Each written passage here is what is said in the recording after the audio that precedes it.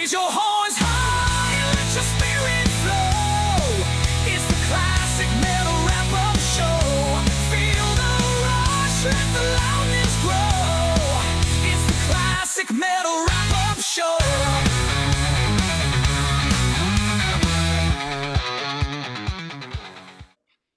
So we just wrapped up with Jamie St. James, and what are you doing? What are you typing there? What are you doing? I'm in the library right now, Ruben, Oh. and I've been I'm working on my keyboard here. Oh, you're in the I'm typing up. I've been researching and typing up my manuscript for the future CMS Wrap Up Show book. Oh, okay, that's right. They were talking about that. The self-serving book. Remember how they were railing on Trunk for doing the self-serving documentary, and now they're doing a self-serving book, but that's okay. Yep. I'm just typing up some. Let me finish up this paragraph here. This is about how me and brother Wendell don't get along. Do you think they'll have you think I'll go on record right now Okay. that the guy that they're speaking to, who do you think that is? Any idea? I don't even know. I mean, like I know a couple of rock authors, but I don't think that the guys that I can think No. of that they're going to be able to afford. No, So because I know that's not. if you heard somebody said something in the chat about Martin Popoff, which Yeah, there's no way. no No, way, that's not. no happening. way. I don't know who. I mean, I'm trying to think. Is there someone maybe that might have worked on a Dawkins book or something that Neely Yes, might be able to and bring? I have a feeling it's Joel McIver, who's also done stuff with Dave Ellefson, I think. But that guy will write with anybody about anything and whatever. I mean, he collects his money and does a decent job, but yuck. Can you imagine getting caught up in that muck? And the other thing too, I mean, what are they going to do in terms of any past people that were a huge part of the CMS, right? I mean, what are they going to do? They're going to exclude them, and it's all going to be about them too. I mean, they're boring people. Well, I think at this point in time, since we'll just start with that because that is kind of a good starting point. Although I have a whole list of notes about last night's show of things that good. don't make a whole lot of sense to Right. me, at least. We'll find out what you think. But we'll start with the book because that did surprise me. Number one, I would have to assume this is a self-published manuscript that's going to be coming up that Neely's working on with this person. Just like the CMS, I guess Neely's just going to finance it all on his own, which is fine. But I don't understand how many people out there really How many are going to buy it, right? about a radio show that was never really on the radio? It's basically a podcast show. Right. It's the same like Dirty Dozen on the Rumble chat, and they're cheap, so they're not gonna. I mean, maybe 6 of them will buy it. Like I was saying, if you had a good Saturday night, you might get 100 people flowing in and out of your Rumble chat. If half of them buy it, that means 50 books are being ordered. The thing that kind of also keyed me in here, the reason why Aiken sounds like he's so game for this is because he needs a book because he said he likes new product to push. So he wants to make more commercials and make sales and I guess make money off this. Right. Although I don't know who, again, Like, as we discussed in the chat, our private chat, Sure. his own books that he's written are largely pamphlets, ladies Pamphlets, and gentlemen, yeah. with a lot of double spacing in order to create more words on a page, in order to make more pages to make it a Right. book because it's not really a book. So, good news is that he's not putting that together. That's probably a bonus. The bad news is I have to feel this is going to be largely a Wendell autobiography, a Wendell stroke session on how him and Don were the genesis of the CMS, and he met Aiken, and then sparks flew, and they fell in love. And we've heard this on the CMS, and I don't see how a book can be made out of that. I don't see any tales or stories or revelations that are going to be had that they haven't already given you on the radio show. And if you listen to the radio show, well, then why would you want to go buy the book? So that's just me. Now, maybe other people out there, but I have a suspicion they're just going to self-do this. He's going to order a box of 100. He'll sell 50. He'll sit on the other 50 until whatever, a sale goes down. right. But at this point, it's like, it seems so self-serving. It's like if a book really needed to be written, someone Right. else would write it for you, about you. Right. And can or you see approach them? you and them say, "We need a CMS book." they'll hire a publicist and it'll be like, hey, we have like 2 weeks worth of interview slots and nobody's biting. Well, I was thinking for us on the wrap up show, We I can was put in a request. hoping that Ruben would put in a request to review their book and talk about their book. Even if he won't Yeah. come on here, maybe you can get him on your own podcast or something and have a He's not conversation going about to how do this book that. came to be. He's afraid. He's Well, we scared. can have hopes and dreams. Yeah, though. we have could. to, and then in life we have to have hopes and dreams. So, I mean, anyways, that was a major revelation, ladies and gentlemen. Is that you'll probably be fine. And knowing Neely, he'll probably make it like a leather-bound, hard copy, real fancy Yeah. coffee table style book, like it's something to cherish or something. right. Much like Gene Simmons did with The Vault. He tried to make it this big old Right. cool thing. Or the History But- book. Yeah. So, but anyways, Aiken needs, I did write this down as a note. Aiken needs books. Aiken needs commercials. And apparently Aiken has a new radio job on an FM radio station. That's what he says. And he's going to be going. But he's always doing Yes, everything, and right? He's going to be Kind of cleaning like up his language. Yeah. He needs to lose weight. Well, clean the up, funny and part cut was the he hair. said that he mentioned something about like, well, even if it only paid $50 a show or whatever, or do that 5 days a week, I'll take the $250 a week or whatever he said. And I was it's all like, what the fuck? You're going to That's clean not up even your worth the language trouble. and get on the radio for $250 a week on the FM radio in Ohio? Like after all these years you've been railing about what a sellout this and fuck that and da da da da. And all the and like you mentioned, where is the soccer podcast? Yeah, bro? what I thought happened to was a that? big- I think he got is that still sacked going from that. on, or? I think somebody might have yeah, snuck something to the people that put that together and like, we can't have this fat fuck who's Or pops if off he's about even racist doing shit. it, he's not getting paid and he's getting comp tickets or something to a soccer game, and that's his payment or something. I don't know, but the bottom line is that it just sounds to me like between the books and the commercials, and now he's going to do FM radio again. Like clearly the IT business just went completely the fucking out.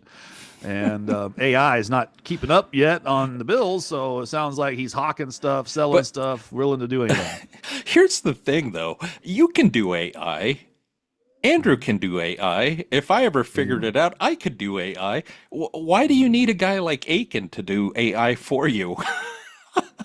I think in the long run you're not going to, and that's what I think he's realizing. And this is What this the is why fuck? he's probably trying to, curate a cleaner image for some other gigs outside of the CMS, maybe like this FM radio gig with Seth Williams or whatever he's talking about doing. So, Slow sound. yeah. So, anyways, for those of you in Ohio, I don't live in Ohio. I don't know how I would hear this. Maybe there's when he gets on and doing this, if it's on an actual web Like a player stream, or something, right? Yeah. Stream, maybe we can hear it that way. I would love to hear what that's Same gonna sound here. like. That would Same be at least here. worth a listen. Is he gonna? Is he gonna sound like he does on those fucking commercials? where he's reading? Try it. It's good. And then like last night on the show, he mentioned that he would have punched that lady on the airplane. So Can he's you imagine, that he'd punch a woman. He can't say that on the radio. Aiken. Well, You not can't only go on that, but FM that's radio. he said that on record, and that could make it back to the radio station. Can you imagine? Why would you even? And why would you even have? I mean, I can understand I you're don't angry know. at the lady or annoyed by her, whatever. but why would you even have the thought to punch a woman? Right. That just never even enters my brain. So Same here. they're I'm just like, what an so- idiot. Oh, wow. Yeah, that's Well, that's like saying I see a squirrel in the road, I'm going to run it over. Yeah. It's like why? Why do you? have to do Why that? would you don't- do that? Let the thing fucking. why don't you honk? We know you know? can. But why do we Yeah. need to? Why would you need to? But Just anyways, honk. we'll go through some other more legitimate notes here that I took. Just a couple of quick things that we can digest and see Right. what we think of. But Neely started the show by saying that he was, on his weekend off for Labor Day. He was high rolling. He was taking Chris and someone else to a nice steak joint for a filet mignon because that's the only kind of thing this guy can devour for dinner. Oh, well. So who was the other person? Was it Taylor? I don't even. He didn't. I'm going to be fairly honest with our Yeah. listeners. It's so boring on that show that I can't listen to everything. It's like I just start tuning out. I just start looking at my phone or my kid saying something, or I think, oh, fuck, I should put that laundry in or put that in the dryer, or just anything other than sit here and listen to them droning on and on about shit that doesn't have anything. Now, later, they did get to some rock topics, and we'll discuss that. But the beginning of the show is always this is what I did with my life. So I caught that he went to Ohio. He grabbed Aiken and some other guy and went to dinner at a not Quaker Steak and Loop, because I don't know if they would have a filet mignon at Quaker Steak and Loop, something fancier than that. He said he covered the bill, so he was kind of, stroking his ego that he took care of everyone for dinner.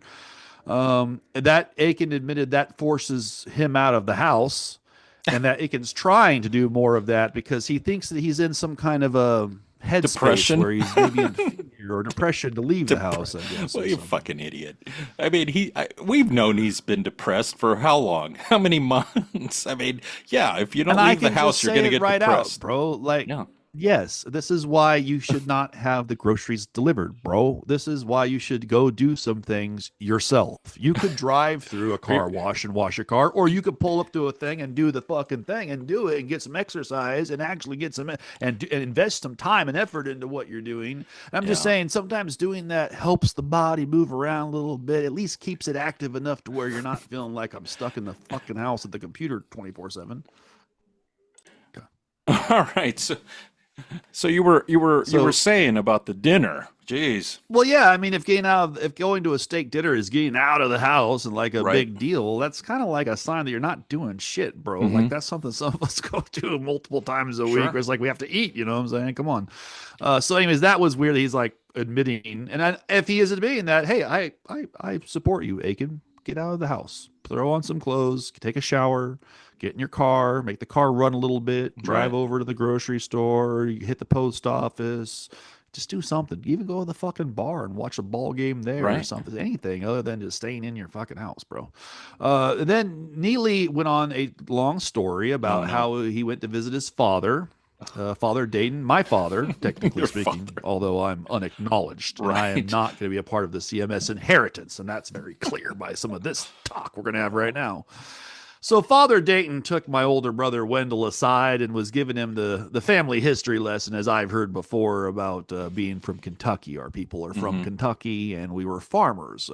He even used the term that they were Amish-style farmers in Kentucky.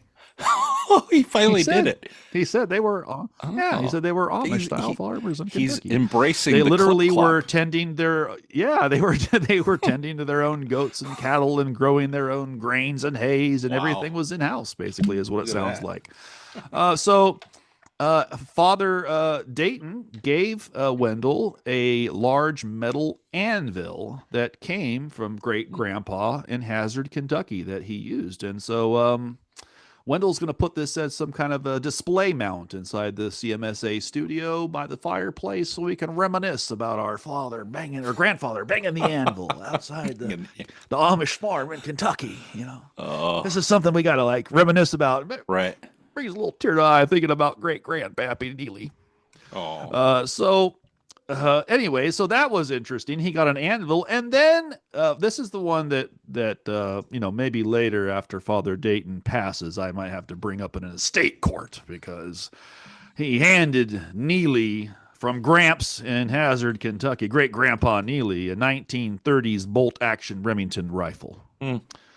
So that seemed like actually going to be coming up on a 100-year-old rifle. So that would be almost an antique level rifle at this point, ladies and gentlemen. And I think Neely said he was going to clean that up because it still fires. So we'll find out if the nephew's going to get that. But if Neely falls over of a heart attack, Evil Keneally might step up and say, I think that Remington firearm needs to come over here. So my lineage and my heritage too, pal. Man.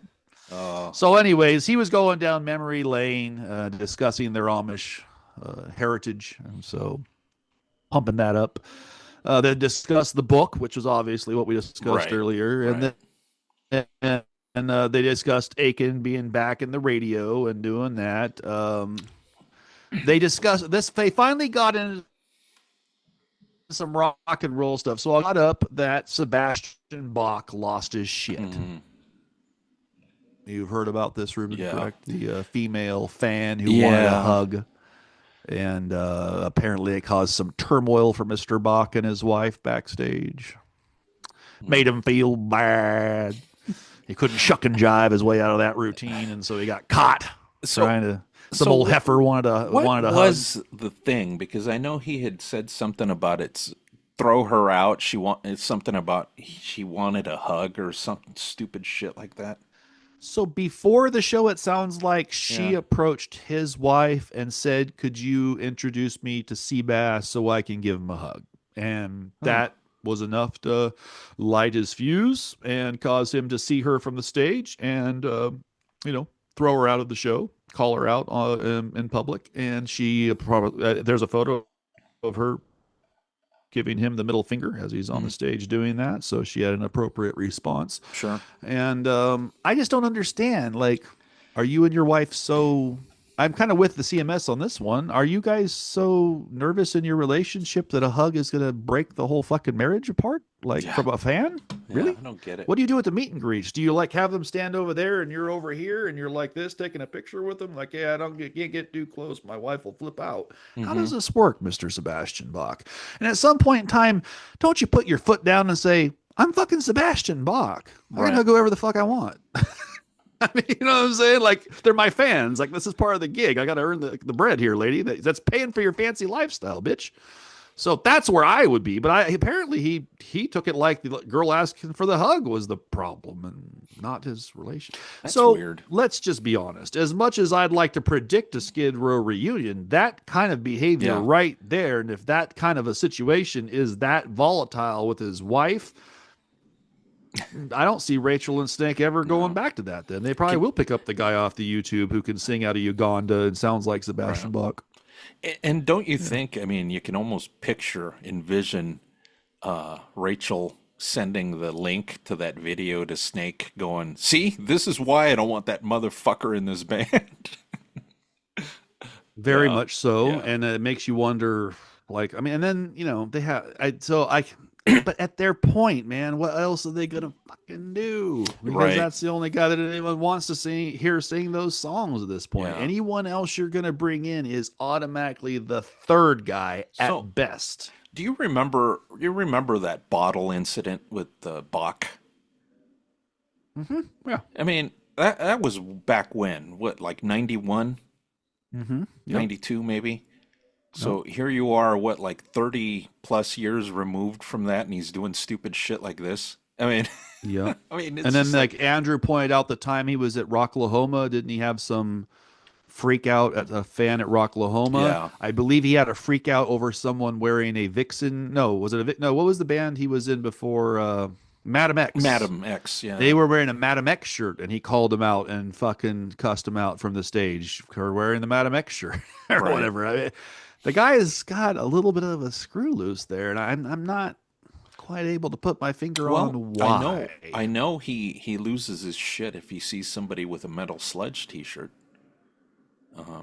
Yeah, that's like a trigger for him because of Stevie So Rochelle, running all the articles and stuff on his stupidity, But it goes back. It's like you Bach. If you didn't give him stuff to post, he wouldn't post it.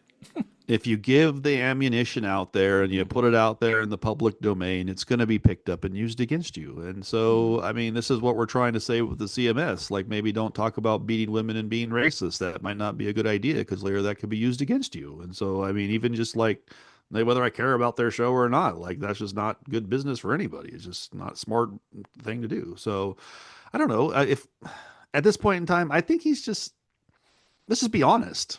Maybe the reunion won't happen until his marriage falls apart, and his marriage sounds like it might fall apart if a hug's Well, they causing that big of did you? waves. I mean, what was it like less than 6 months ago that he did that stupid thing where he broke up with her online? It's like this is something like fucking teenager does. I think he did that and then deleted it, yes, or something. That's what I'm talking about. There's something going on here. So Just dumb. the only video or clips I can find of him and her, she kind of reminds me of Perry Farrell's wife, which is one of these LA surgically enhanced, Yeah. high maintenance, high It's like drama. it's like the non-good looking Yoko Ono. I mean, the better looking I Yoko Onos. or something. I mean, they're just, I don't know. This is why I don't know. I just can't. I can't even believe that he would put himself in a position to be with a Well, woman but of you that. know, she's no Shelley Rocks. That would be a safer bet. She would take care of him. She would have the sledgehammer, and she'd be like, "We're going to take care of you, Sebastian. You stay right here in bed." So, I just, if a guy of that caliber of looks and stature and vocal ability and whatever, probably deserves better both in his band, in his marriage. But apparently, he's not able to see that, and he just thinks he's doing fine. And Yeah. so, It's sad. as long, yeah, I'm kind of, yeah, it's kind of It's sad sad. that way. It's And sad kind of because sad because it's think not. about you have a I guess offspring that's in the teenage years, let's say, and I've gone through that, with three, but I mean Bach is basically your kid's probably more mature than Bach. I mean, to be honest, My I kid mean, would not do what Bach no, just did are you over a kidding hug. me? Yeah, No, no, absolutely not. No, yeah. no, much more composure, and Hmm. but it kind of makes you wonder: is it alcohol related? Is it maybe there's a chemical imbalance? He's not on the meds, or something's going on. I mean, he Yeah, just seems too like he's always like a pistol waiting to fire, and it's like right. why you have to be that way at Yeah, your age? I mean, if you're 21 and you're sure. partying and sparks can fly and machismo happens, when you're 50, 60 fucking years old, what are you doing, dude? Why Hmm. are you? That lady paid for a ticket. That lady wanted to buy a t-shirt or get a Hmm. photo or maybe a CD or an autograph or whatever. And if you treated her right, she probably would have came back and bought more next time. So Sure. why shoot yourself in the foot like that, dude, And over a again, hug? I mean, that's Clearly just it's the typical wife. It fan. has to be the Yeah, wife it's made a got to be big the scene wife. about this. I mean, Yeah. because the So fan's the fan. I mean, you just need to lay it out and go, no, he's not going to do that, and call it good. I mean, I mean, that's a and good response. let's just be real. If you're a rock star and you're going to be married and your wife's that volatile, probably don't bring her on the road. Don't Hmm. bring her to the places when you're going to get up on stage and sing, and there might be fans. Don't bring her Yeah, if that's going to throw that off. Leave her at home. I mean, does she have to be with you every second of the day? You can't fucking leave the house, go play a gig in the fucking club in Hollywood, and come back a couple hours later. I'm just saying. yeah. So I don't know where that particular incident took place because I think Chevy Metal's playing gigs and they're going Well, to be out coming that up one here was in later. Vegas. That was in Oh, Vegas. So okay. that's Bach's Hometown. hometown, So like Ed gotcha. So she Trunk. had to show up Yeah, with him because he's yeah. out at the I'm local sure she had place, to and make a she. scene and a grand entrance and everything. So well, I mean, as long as she keeps making her scene in grand entrances, she can also kiss the fucking Skid Row reunion money out the fucking door, No and this dude's gonna shit. keep playing for fucking Yeah. 20 grand at the county fair here See, in Grants Pass, Oregon, you to fucking almost had 1,000 me people. convinced this was going to happen because of the way you sold it, but now he does stupid shit like this and it's like, yeah, that I think there's probably yeah. a chance that there's conversations that have been had or could be had if he didn't fuck it up, but he keeps fucking it up. So no, I don't know. And I did always wonder though, even though I think and I still say it doesn't make any sense to do it any other way. I don't know. If I'm Rachel and Snake, I'm like literally, if I bring a guy in, is he going to be better than Grunwald? I don't know. Is he going to be better than Bach? I don't know. Right. So that means he's third. You're Yeah. automatically assuming third. You're like entering a NASCAR race, and I'm going to take third or Yeah. less. It's like What maybe the? we Why should are you get on the track? Maybe we should get Tony Harnell again and finish an entire album of re-records, you know? Oh, Yeah. get ZP back if that's what you're going Yeah. to do. But at Yeah. this point, I don't think even he wants to come back. That's Probably probably why you not. I haven't mean, I made think that he got move. fucked, but Yes, as they yeah. probably have done there. So yeah, you're kind of in a spot there, guys. I hate to break it to you. And now the one thing I was going to say that made me wonder if it could ever really happen is the management issue. You still Hmm. have that other issue too. He's got Rick Sales or whoever he's Oh yeah. always touting as his guy, and then they got McGee and their whole thing with Snake and what they're Hmm. doing would be working with. So how is that even going to work out? I don't. That's a whole other bridge to be crossed. And as long as you keep screaming at your fans from the stage and throwing them out of the shows and acting like a jerk off, then I'm going to imagine Rachel's going to say, no, thanks. We'll find somebody Yeah. else. We'll go with the guy from Bangladesh who sounds like you. There you Right. go. Or whatever. Have Some a guy from competition. Nebraska. Yeah. Which I don't blame you, Rachel. If that's really what you're going to have to deal with, is that no, fuck, dude, Jesus Christ. And it always happens with the guy who has some of the most talent. Right. Well, It yeah. has I to be mean, and the- he still has that degree of. I mean, I saw him. I think like 2 years ago, and yeah, I mean, he still sounded pretty good. I don't think he sounded as good as the guy they brought in to replace him here for that last record, Yeah. Eric. But you know, he still sounded pretty good. I think he wasn't hitting the notes, you know, like he was doing back in '91, you know, on the Slave tour. But yeah, you know, overall, I mean, he wasn't embarrassing himself. He wasn't Don Dawkins sitting there pissing himself while John Levin did a guitar solo and wasn't just standing in place with the crippled up arms and stuff, hands. Um, no, he wasn't. I mean, he still sounded pretty good, and he has a solid band behind him. And it's like, yeah, if he had reunited with Skid Row, it'd probably do pretty good. It would not be stadiums or arenas. It would just be Right. theaters or clubs or Yeah. It whatever, would be like the festival casinos. appearances, Yeah. opening for some other bands, casino level stuff. But again, yeah, you're kind of fucking doing this at the wrong time there, Sebastian, because if Ricky Rocket's talk is true, Poison might be trying to head out for some bigger places and might need a couple of bands to help support them to make sure that tour is going to go down good. And Yeah. I don't know. Like Skid Row seems like it'd be a band right there that should be, hey, we could open up right here. We'll be the opening band, do 45 minutes for you at all these stadiums or football Right. places or whatever this is going to be. Even if it's just arenas, that's still bigger than you're doing. So you're screwing Hmm. it up. So good luck with that. That was the one rock thing I think they talked about. I'll have to look Sure. down here and see if there's any more stuff on here. I But doubt there was. I think that was it. no, but there was funny point moments though where like Aiken's an IT guy. He was struggling to share the screen. Yeah. They then go and rely on the mashups, and they're playing Oh, mashup after awful. mashup after mashup. Who Fucking wants to awful. hear the mashups, dude? That Like, that you know, remind does that not remind you of them giggling like little girls at the Beavis and Butthead thing where it's like, okay, I mean, I saw that 30 years ago, and back then it was mildly entertaining. Now it's not entertaining at all. And same with the mashups. It's like, okay, you do one or two, okay, got it. But if that's your talent, using other people's work and mashing it up, I mean, so what? You know, yeah, it's 100%. It's yeah. like, yeah, I don't even understand what the again, I think it's just filling time. Oh yeah.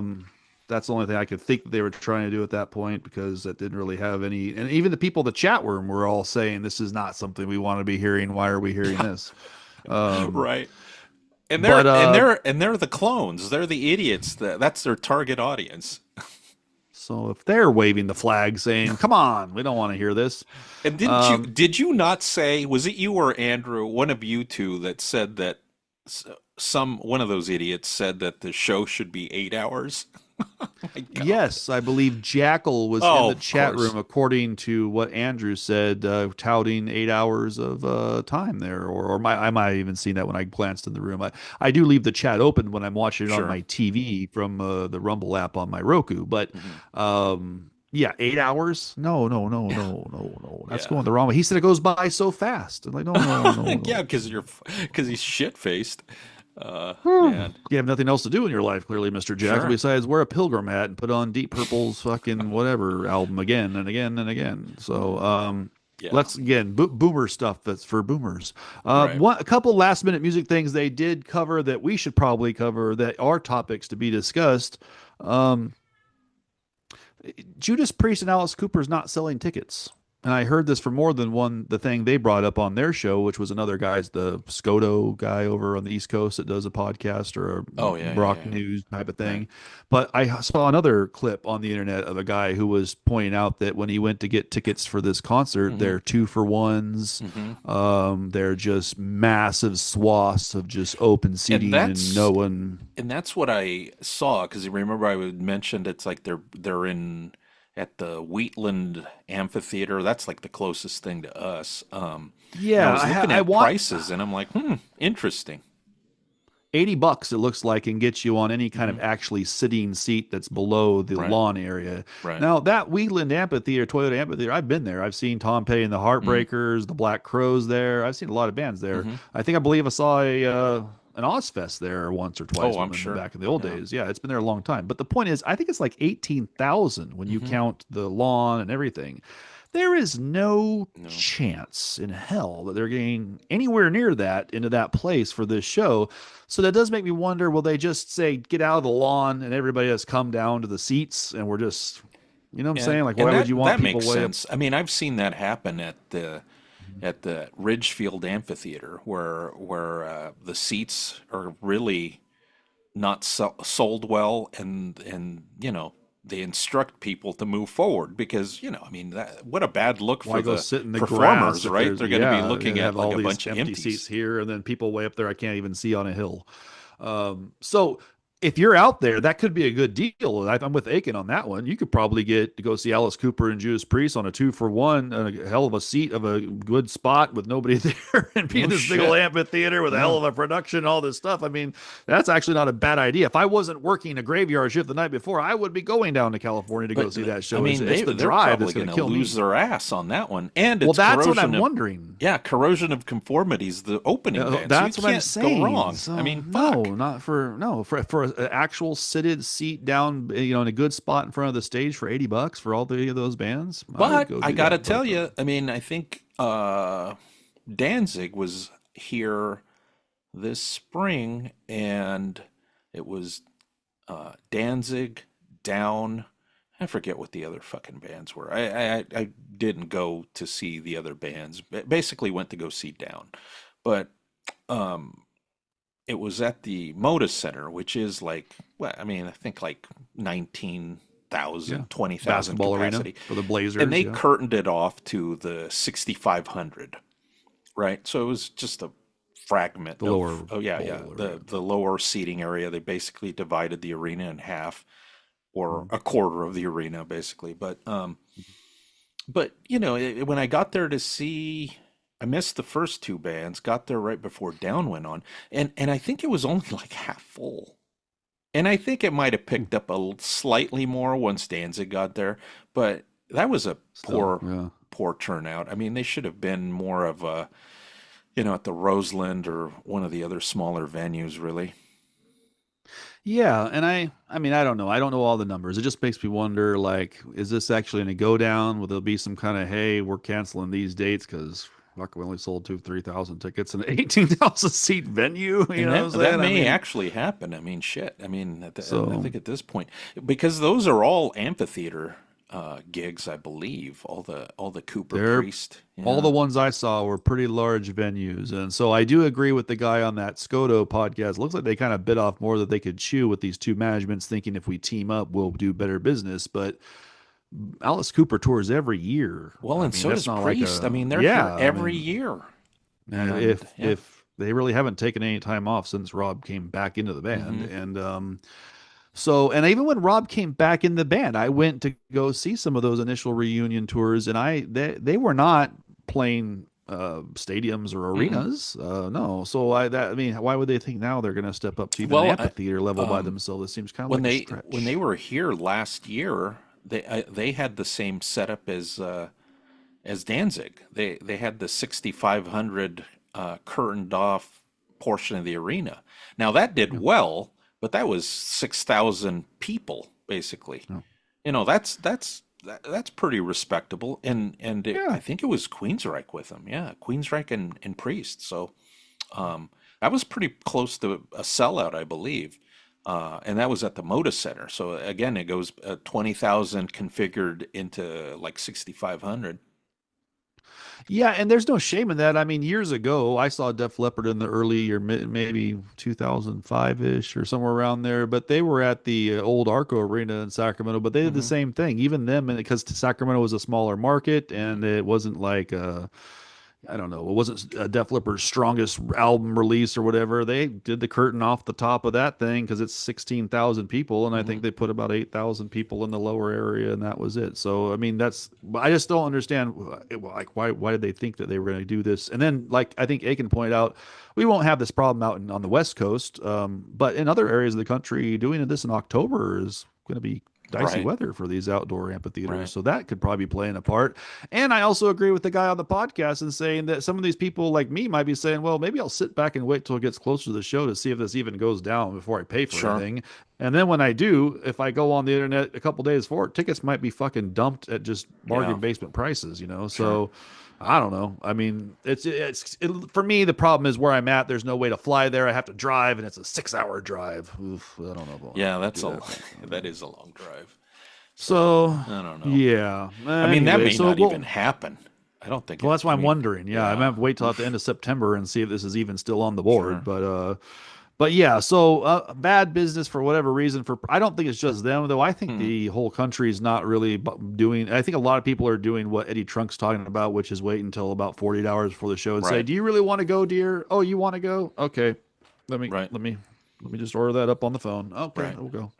Yep. So this advanced ticket sale. So I do should say in that regard, there could be a lot more people that end up at these shows. You're just not going to see that on the diagram now because Right. it's 8 weeks before the show or whatever. They're going to wait until a week before the show or less and start buying the tickets up. So I still wonder though for Priest and Cooper if that was too much to be buying off, and Right. Yeah. yeah, maybe they need to bring KK back and do a reunion, and that might generate a spark or something. I don't know. But the last thing that I thought that was interesting that the CMS brought up, which was at least music related, although we can't say it's really heavy metal anymore, was we're going to get on the Robert Plant train, and we're going to talk about Robert Plant and his Led Zeppelin days versus what he's doing now. And the first thing that really keyed off my head, and only because I know I've heard of one of these venues before and looked at it just as far as seeing a band perform there, some video on the internet. They thought that the Vic Theater in Chicago was like the Akron Civic. So I just did a Google search and found out that, and Aikman was right. So we'll give Chris the kudos on this one. He was correct. The Akron Civic's like 3,000 or 4,000 people, depending on the configuration. So, but the Vic Theater I knew was not that big. It's 1,000 people. So when they were all baffled, why does this Vic Theater have tickets for $2,800 to see Robert Plant in the fifth row, center stage? Well, that's why Robert Plant's playing the Vic Theater, so he can charge $2,000 a ticket and sell it out and not have to do multiple dates or a bigger place. Do you not get the logic there for him? Right. So, I mean, he knows he could probably go play the Akron Civic and sell that out too, but then the ticket prices might be $50 or whatever. I mean, I don't know, who knows what they would be. I'm just saying that there's clearly a profit margin for him to be had going to this smaller theater doing this intimate show. That's number one. So guys, if you're going to bring the topic up on your show, at least do the research. And if you can't even do that, hit it while you're, Ick and IT, while you're not, what's the Vic Theater capacity there, Mr. Neely? You know what I'm saying? At least give us the facts that are the true facts. A simple Google search will tell you. So then they nail Robert Plant for his new music, which, by the way, Robert Plant's been making that kind of music for the last 20 years. Guys. Right. So this isn't like anything new. I mean, the Allison Krauss stuff and everything else he's been doing has been of this kind of general nature. It's not Led Zeppelin. There's no rock. If you'd be lucky if there's a guy playing electric guitar on stage at all. I mean, it seems like half the time the guy's got acoustic guitars, a guy with a timbale and some fucking wind chimes, maybe a drummer over here. I mean, it's not like it's not Zeppelin, dude. You guys are still baffled as to how he went this route. He's trying to do everything that's not Zeppelin. That's what he's been doing for his whole solo career. The way I take it is he's been exploring music that he would never been able to explore with Zeppelin. Now, whether you like that or not, I would say the songs they played last night, I can't even think of the names of them, but I would take those tunes they played over the new Dokken album any day of the week. So there's Evil's hot take. I'll sit around listening to what a gospel plow or whatever that song was they were playing of this new Plant. I'll listen to that honestly over the new Dokken Here Heaven Comes Down. I just will. I'm sorry, guys. I don't. I would most certainly go sit through. If someone said, "Here's a $2,000 ticket to go see Robert Plant," Evil's going to be right there in the fifth row watching Robert Plant, regardless, because at least he can sing. At least he's going to put on a performance. Don Dawkins going to go up there and fucking, hem and haw and belch his way and piss his pants way through a set and sound like shit, dude. Yeah. So, again, still hammering down on, now that's their boy, so it seems a little bit, it is weird, isn't it? Because that's one of the bands that they love the Zeppelin, rave about, right? And I like Zeppelin. I know you're kind of burned out on them, but I'm not so much burnt out on them. I think I still go to that stuff. In fact, I can predict right now that there are going to be more Robert Plant and Zeppelin talk next week because there's a live EP coming out Friday, and they're also putting out a 50th anniversary of Physical Graffiti, which I know you're a huge fan of that record. Mhm. And I think that's probably the end of the consistency for Zeppelin for me. I don't know about you. It's a song or two on some Yeah, of the In Through the right, Outdoor and a couple of, right. but it's not a whole album worth of No. stuff on anything else after that that I would sit through. No. Raise your horns high.